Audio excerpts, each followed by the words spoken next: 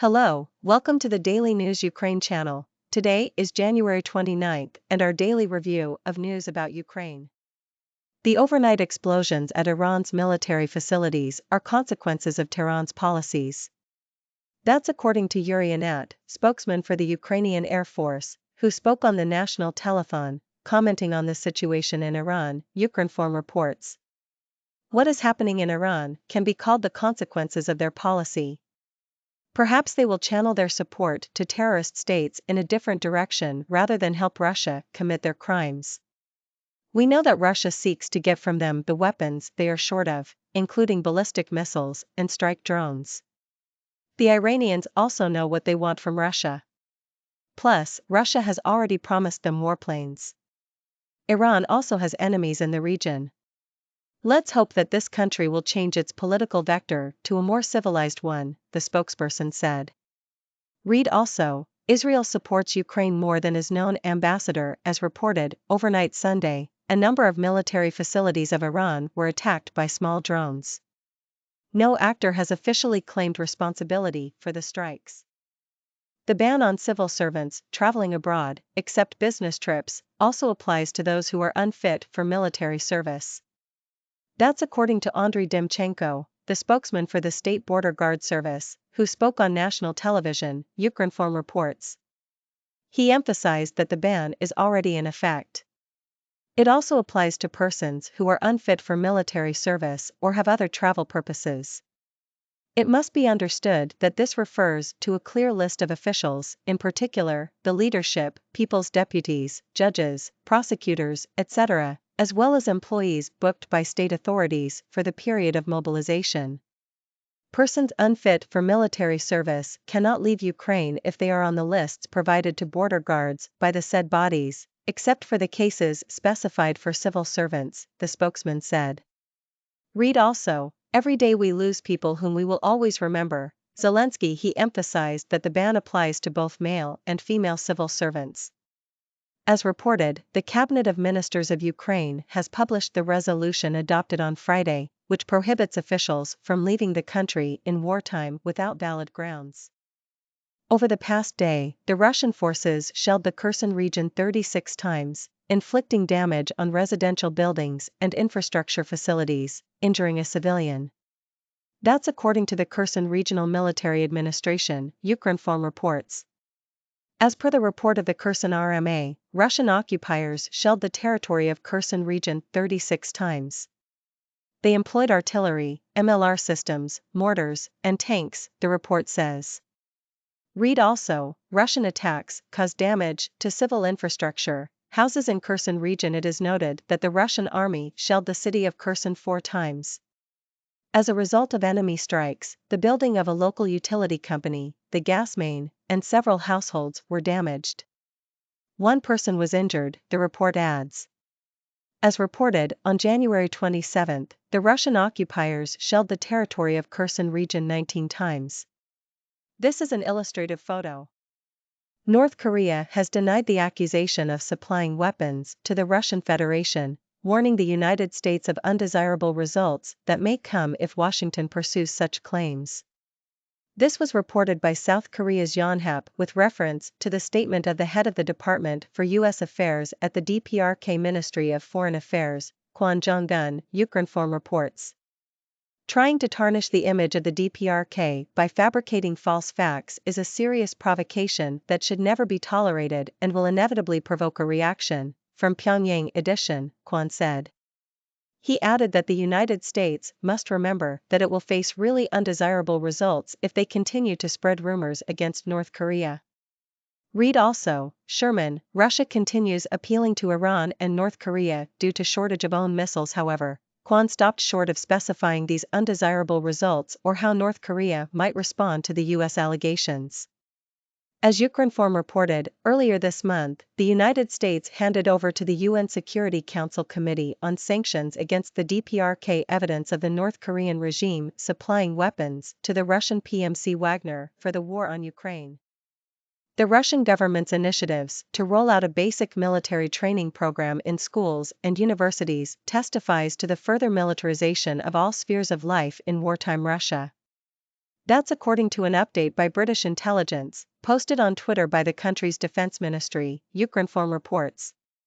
In recent weeks, the Russian Ministry of Education has provided more detail on the rollout of the previously announced plan to include basic military training in Russia's secondary school curriculum, the report says.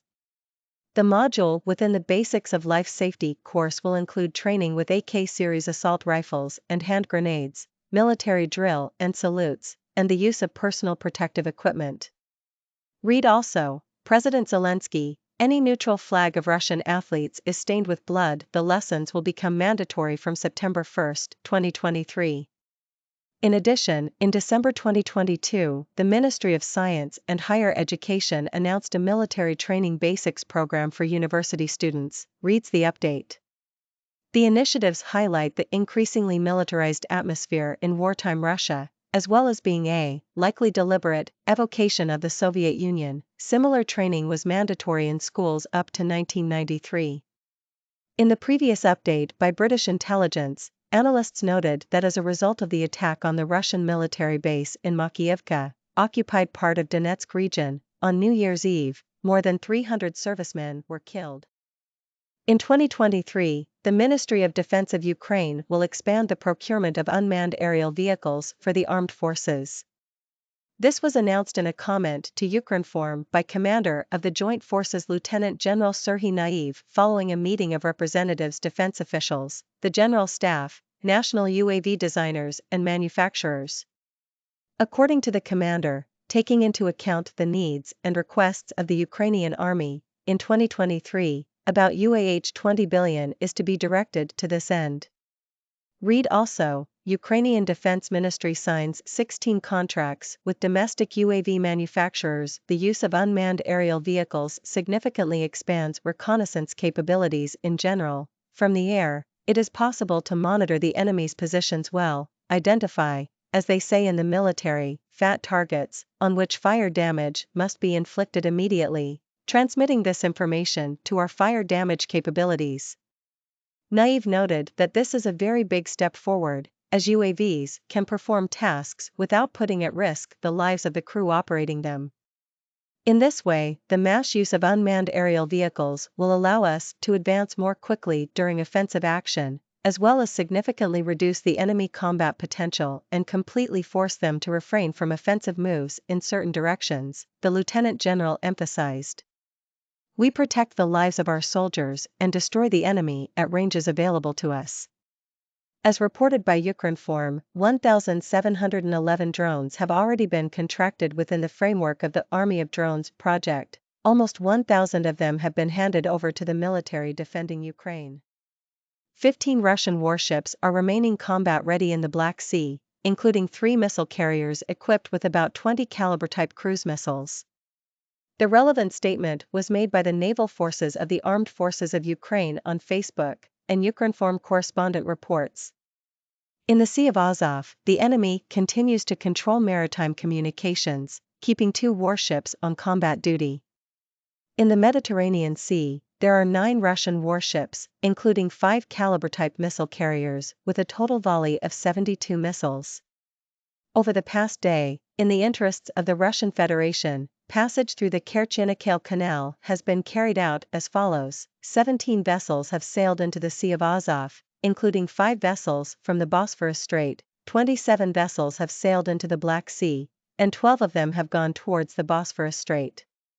According to the Ukrainian Naval Forces, Russia continues to violate the International Convention for the Safety of Life at Sea, SALAS 1974, turning off automatic identification systems, AIS, on civilian vessels in the Sea of Azov. On January 28, 2023, 4 apartment blocks and 28 detached houses were damaged in Russia's shelling of the Sumy region. Infrastructure objects and social facilities were also affected. The relevant statement was made by the Sumy region's police on Telegram, and Ukrinform correspondent reports. Over the past day, Russian troops have been shelling the Sumy region's border settlements. As a result, there were damaged 4 apartment blocks, 28 detached houses, hotel, administrative building, prayer house, household building, sports complex, 3 shops, cafe, kindergarten and postal office, the report states. According to the police, a total of 88 strikes were recorded. Criminal proceedings were opened under Part 1 of Article 438 of the Criminal Code of Ukraine, violation of laws and customs of war. Photo: Sumy Region's police.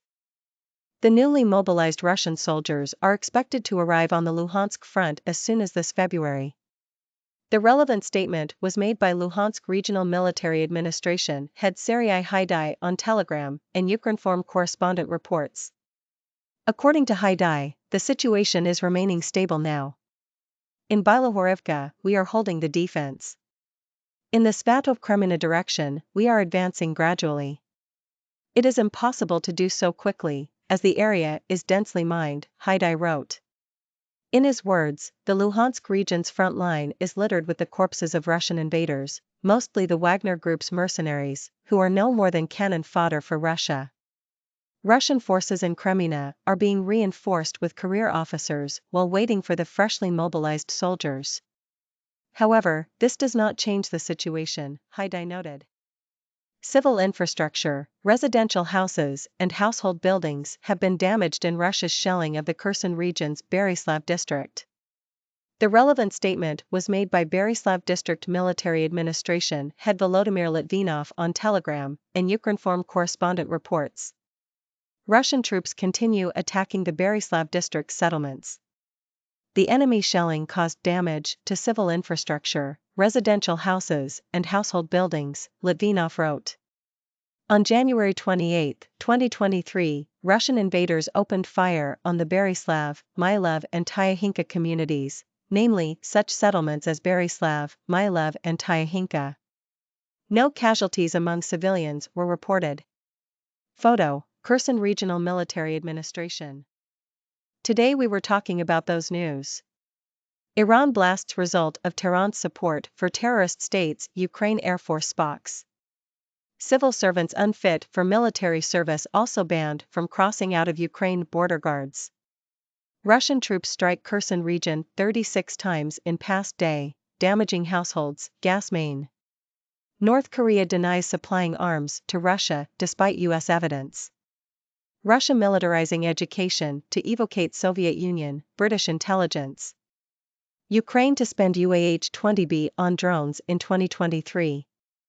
3 Russian missile carriers combat-ready in Black Sea. Sumy region's border areas struck by Russians 88 times. Newly mobilized Russian soldiers to arrive on Luhansk front in February, Haidai. Russian attacks cause damage to civil infrastructure, houses in Kherson region.